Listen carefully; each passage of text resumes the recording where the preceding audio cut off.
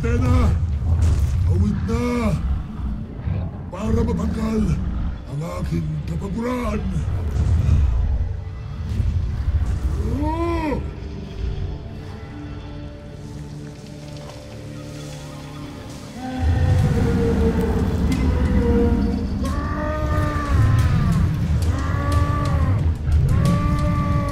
Babalik ka! Kung hindi, lalaptusin ko ang iyong balat! Athena! Huwag mo na siyang pansinin, Athena. Tayo na. Saan mo ba ako dadalhin, Ether? Sa isang lugar na kinaroroonan ng isang nilalang na mapagkukunan mo ng lakas at kapangyarihang walang makakapantay. Tayo na.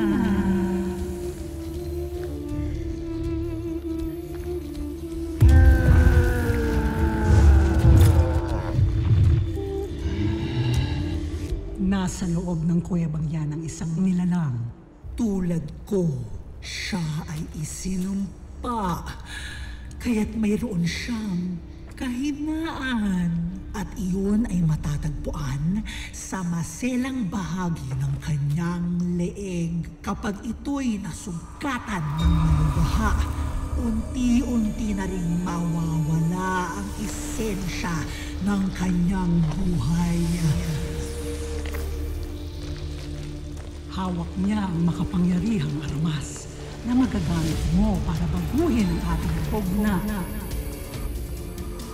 Ganito ang gagawin mo, Athena. Hihintayin mo siyang makatulog at saka mo na nakawin ang kanyang armas.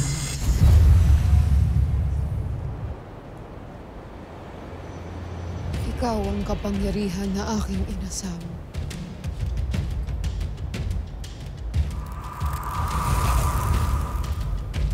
Ikaw ang sumpang dadalhin ko sa Encantadia.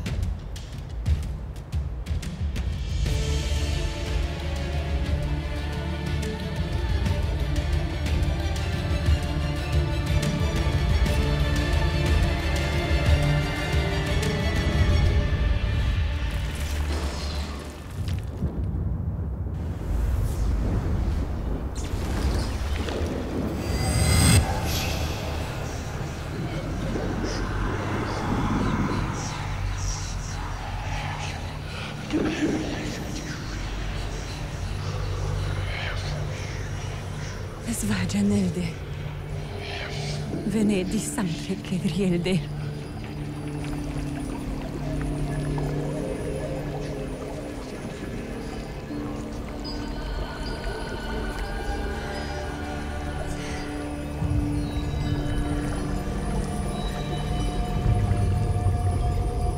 Sino ang tagapagligtas na magwawakas sa buhay ng nilalang na magdadala sa akin sa kamatayan? Saan siya manggagaling? Ipakita mo.